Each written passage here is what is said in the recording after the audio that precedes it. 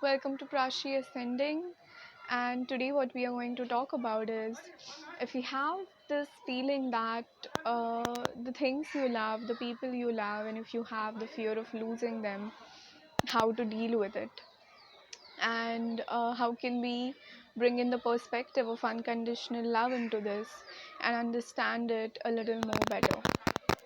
So, as you already are aware of this, that we talk about Bhagavad Puran here, we try to understand this ideology of love and separation, love and letting go, and unconditional love.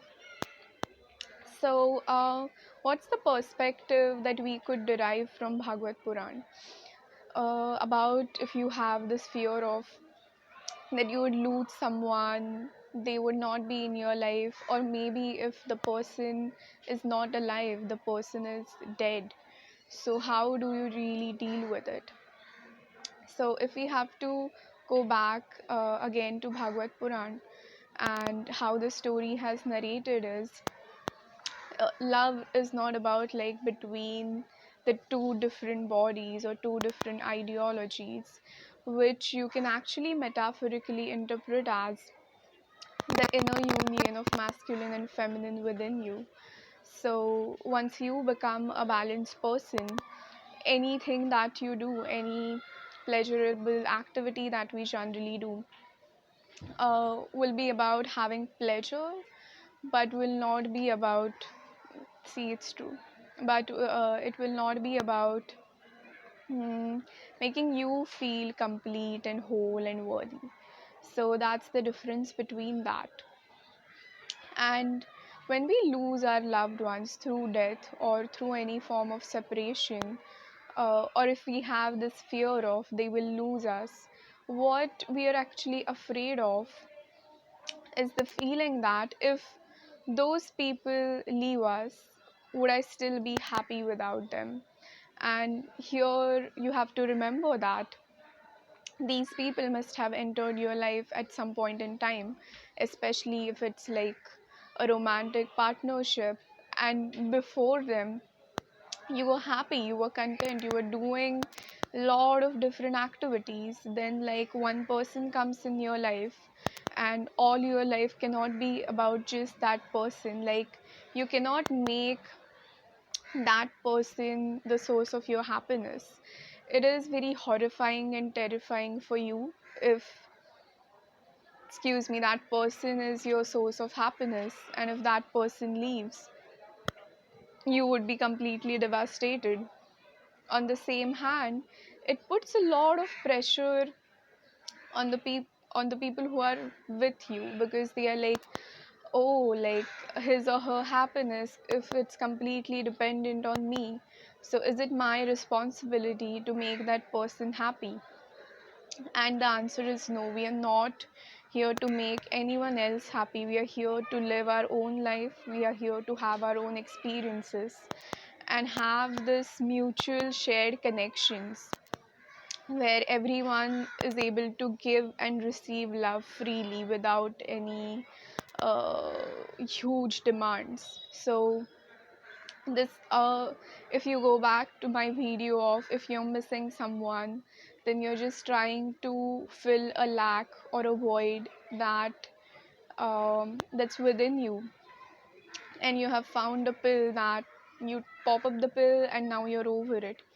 Same goes with fear of losing someone, or if you have lost someone already, is not able to understand this whole idea of everyone has their own dignity.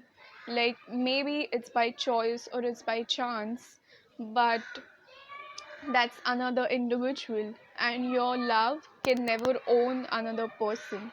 Like because maybe you are the best person for them, but it's their choice to walk out of your life, either in the form of death or either in the form of choice.